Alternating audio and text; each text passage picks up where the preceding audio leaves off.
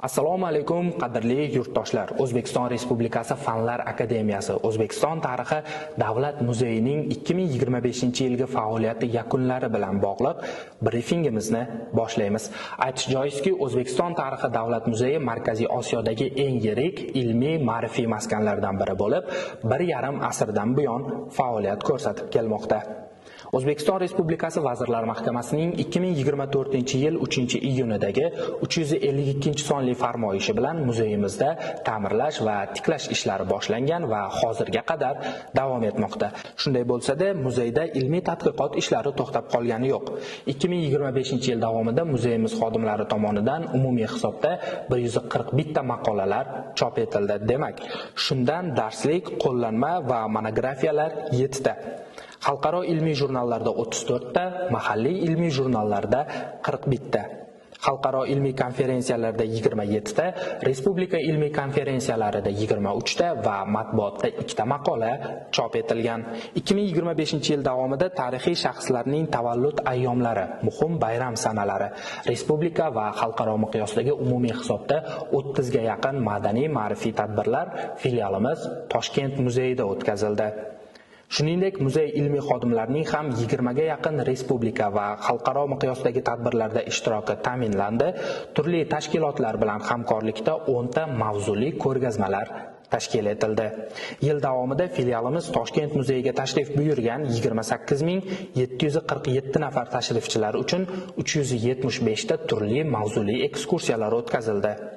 Tashrifchilarning 26461 nafari O'zbekiston fuqarolari bo'lib, shundan 651 nafari maktabgacha ta'lim tashkiloti tarbiyalanuvchilari, 8022 nafari maktab va o'rta maxsus ta'lim maskanlari o'quvchilari, 6322 nafari oliy ta'lim muassasalari talabalaridir.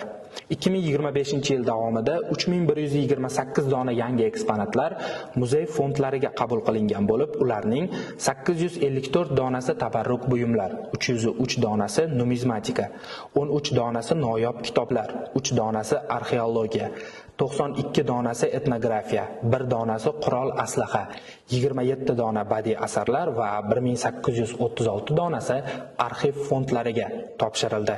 Shuningdek, yil davomida fondlar ilmiy sektori bo'limining numizmatika fondida saqlanayotgan umumiy hisobda 1003 ta tanga restavratsiya ishlari amalga oshirildi va belgilangan tartibda fond muhofizlariga topshirildi. 2025-yilda O'zbekiston tarixi davlat muzeyida axborot siyosatiga doir bir muncha ishlar amalga oshirildi. Jumladan, Toshkent muzeyi va O'zbekiston tarixi davlat muzeyining yangilanayotgan ekspozitsiyasini kuzatishda tashrifchilarga qulaylik yaratish uchun Tarix muzeyi mobil ilovasini ishlab chiqish jarayonlari boshlandi.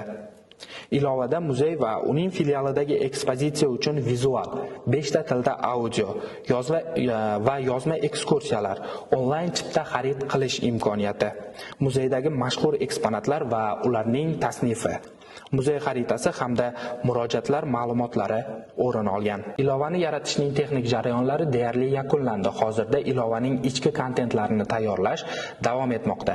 Ilovaning to'liq ishga tushirilishi muzeyimizning yangilangan ekspozitsiyasi ochilishiga reja qilingan. 2025-yil davomida ijtimoiy tarmoqlar uchun 14 ta qisqa va 3 ta katta metrajli video mahsulotlar tayyorlandi va e'lon qilindi. Muzey mas'ullari tomonidan bitta brifing tashkil etildi va bitta matbuot anjumanida ishtiroki ta'minlandi. Muzey xodimlarining 60 ga yaqin chiqishlari ommaviy axborot vositalarida e'lon qilindi. Muzeyning rasmiy saytida 74 ta, Facebook va Instagram ijtimoiy tarmoqlardagi sahifalarida 179 ta, Telegram messenjeridagi kanalda 194 ta axborot materiallari, YouTube video hostingidagi kanalda esa 27 ta video material e'lon qilindi. Yil boshida tashrifchilar fikrini o'rganish va savollarga javob berish uchun ishga tushirilgan Tarix muzeyi aloqa boti orqali 74 nafar foydalanuvchilarning turli savollariga javob berildi. 2025-yilda muzey xodimlarining bir nechtasi respublikamiz delegatsiyalari safida 10 dan ziyod xorijiy tashriflarda o'z ma'ruzalari bilan ishtirok etdi. Aprel oyida O'zbekiston tarixi davlat muzeyiga Turkiya Respublikasining an'anaviy hunarmandchilikni muhofaza qilish va saqlash uyushmasi Geskoder prezidenti Ayshegul Chebi tashrif buyurdi. Tashrif davomida ta'limni rivojlantirish, madaniy treninglar, ilmiy tadqiqotlar, badiiy ijod sohalarida hamkorlikni mustahkamlash masalalari bo'yicha hamkorlik memorandumi imzolandi.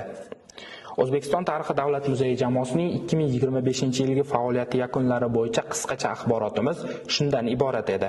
2026-yilda O'zbekiston tarixi davlat muzeyining 150 yillik yubileyi nishonlanishini, Turk dunyosi muzeylarining xalqaro simpoziyumi va Turksoy muzeylar uyushmasi kengashi yig'ilishi O'zbekistonda bo'lib o'tishini hamda O'zbekiston tarixi davlat muzeyi ushbu nufuzli kengashga raislik qilishini iftixor bilan ta'kidlash joizdir.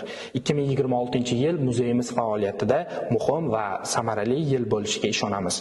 Bizni kuzatishda davom eting. E'tiboringiz uchun rahmat.